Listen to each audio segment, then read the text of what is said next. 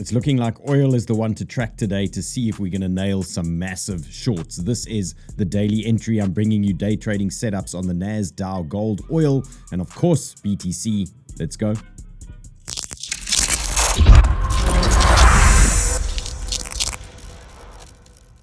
Now, if you thought last week was a busy week, well, this one's going to be even more busy and volatile. We've got PCE data coming in hot on Wednesday. We've also reacting to the current economic war situation with the latest developments. We've got the Jackson Hole situation coming on Friday when we've got NVIDIA as well. That often gives us some market sentiment. So if you are looking for volatility, this is the week you want to have a little bit of fun. So guys, let's jump in. This is obviously affecting the oil price potentially today. And strangely, we can see oil is dropping a little bit lower here. Last week I spoke about oil turning potentially bearish. This is the 4-hour time frame that I'm tracking at the moment, and I was just simply watching this wedge, and you can see now they are starting to stick their head out here, and we might be seeing a bearish oil push. What does this mean? Well, this means that some of these other markets might be tracking a little bit higher into some very nice short zones. So in terms of oil, I'm not looking to trade this specifically today. I'm using this as a guide, but you might find something as simple as this today. We get a nice drop in oil,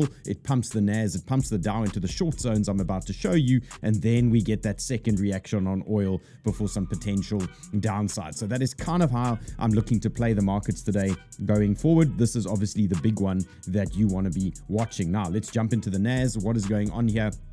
You can see lower time frame, 45 minutes, we are looking relatively bullish, and you can see this is a result of that oil losing that wedge that I have just shown you. So NAS tracking higher at the moment, but I'm not trusting anything much bigger than these levels up here. 29.5 you can see to the upside, and 29.640 you can see to the upside over here. Now that should come with that oil drop that I spoke about, and then we can hopefully tee up some of these shorts. Now I do have a degen short zone, and the reason I've labeled this degen is because we need to actually see what our oscillator is looking like when we eventually hit that level. And remember, the perfect trades for us, we want to see reversal prints on our oscillators. We want to see divergences at these nice resistance zones to give us that extra confidence to enter into the trade. It just stacks the risk a little bit more in our favor if we do have the oscillator talking to us at these resistance zones. So I would say a 50-50 short zone, 29,350 for the NAS. Look at that, 50-day MA, VWAP, some wicks, a 0.5 fib. So 50-50 short zone. Then if we hit this during the course of the day, higher probability short zones for me, 29,500, and then I've got the banger here, 29,640. Look at this wick to the upside. That is looking super interesting. Now remember, all these charts you see, they go into the Chart Hackers Discord for you guys. They'll be available in the daily entry channel in the Discord, and I'll update during the course of the day. So if I enter into any of these short positions, you guys will know about it in the Chart Hackers Discord. Just go into the show description, sign up over there, and you can join that Discord relatively quickly and simply. Okay, let's look at just in terms of UBIT, you can see I'm just trying to chase up a short-term move here on the NAS into that TP zone. You can see 29,381 is a TP zone that I'm tracking now for the short-term move, and that obviously takes us into that degen short zone. Now let's talk about the Dow, and very similar situation here. The Dow's pushed up nicely since last week. You can see we had a nice bounce off that level eventually, and now we are forming some kind of bull flag at the moment, and I would expect, based on the oscillator that we see here, is that we maybe just print a lower high on that oscillator and just bang out some more bearish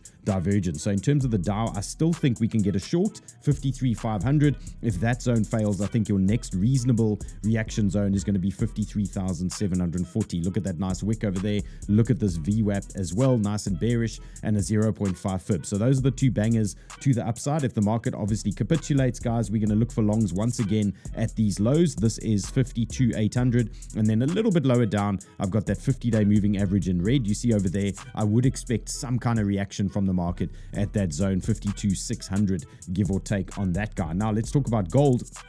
Chinese are buying tons of gold at the moment, and I'm tracking this one at the daily, on the daily time frame, and you can see we've got a big 786 coming into play here for gold, and this is a typical danger zone. You can also see on our daily oscillator on gold, we might be printing a lower high on the oscillator, and you can see at the same time we are printing new highs on the price. What does that mean? It means momentum might be shifting in the bear's favor. So in terms of gold, I'm feeling bearish on gold at the moment between 4,690 and this upper wick, so 4,780. I would say this box is going to be a very dangerous box here for the bulls. Look out for a gold reversal in that zone. There could be some lower time frame trades there on gold as well. Just try and pick up the reversals on the 1 and 2 hour oscillators while it drops into that region. I would suggest put on your alarm 4,700 give or take, and let's see what it's doing on the 1 hour. If we can catch that short, I will update you guys in the Chart Hackers Discord. Now let's talk about Bitcoin. This has been a very slow mover, and you can see my BitBase short from last week. We are still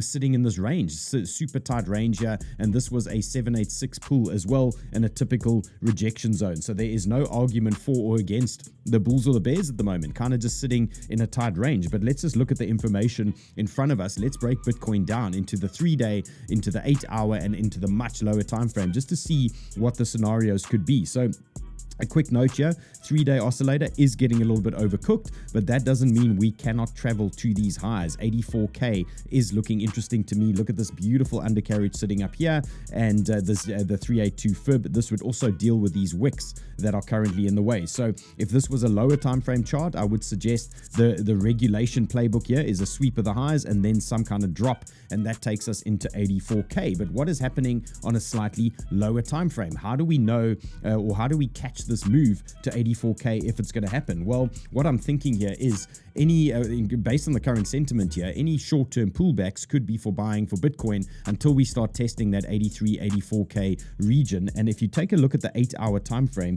you can see there's a very simple level coming into play here for us. Look at these horizontals sitting up at this region, 74K, and this ties in really nicely with that super bullish 236 momentum fib. Okay, so those of you guys that watch me live trading on the Chart Hackers YouTube, you know we pull this out in emergencies when there's extreme momentum to the upside and the downside. So at the moment, I would say high probability if Bitcoin drops today, 74K, 74.5 looks like quite a reasonable zone to try and engage in a momentum long play into that 83, 84K region. So that is something I'm watching very closely now today. If we get some weakness, that is going to be my first big reaction zone. But what happens on the lower time frame? And I've broken this down into the 1 hour time frame for you guys, and you can see Bitcoin's been stuck in this range the entire weekend, and we haven't even taken out our weekend low. This was our Saturday low that we printed on BTC. So in terms of the local time frames, in terms of where are there action zones for us at the moment on Bitcoin, I would say there are 3 zones that make sense. The first one is the obvious liquidity grab to the upside and potential short. So if you're feeling bearish on BTC, you can see I'm sitting in that short at the moment. I'm kind of backing this one to play out, 79,600 into about 80,000. Look out for a sweep of these highs. Obviously, don't get married to this thing, because if it starts ripping, you might see that squeeze into 83, 84K. But in terms of my short scenario on BTC, I'm letting this one play out as it sits at the moment. So look out for that sweep of the highs. That could be a trap today. Come and grab liquidity. There's no doubt a ton of shorts building up here. They might come and flush out some stops and then drop this one a little bit lower. Now, in terms of any short-term dips, I think the natural progression here is look for a typical bounce long on BTC when it takes out the weekend lows. We see this time and time again. They take out the weekend lows and there is some kind of bounce along the way. So weekend lows, guys, 75,550 looks like a reasonable zone to try a long play here on BTC. You want to dial into the lower time frame. You want to look for that sweep, bang, bang, and that pump to the upside. So dial into about 15 minutes, 30-minute time frame. If you take out those weekend lows, you might see they start buying that up. And then the next long zone is obviously the 74K into 74.5 zone that I've just covered on that 8-hour chart. And there's your confluence there, the 236, the horizontal coming into play here for you guys. But no doubt it's going to be a super exciting week once again, super volatile. There's going to be so much action happening. And remember, we trade live on the Chart Hackers YouTube channel. You'll find that box appearing over here. We'll see you later on today for some live action. Tons of alts happening at the moment. We've seen the memes explode. Don't miss the Chart Hackers YouTube live sessions. That's your daily entry. See you guys later.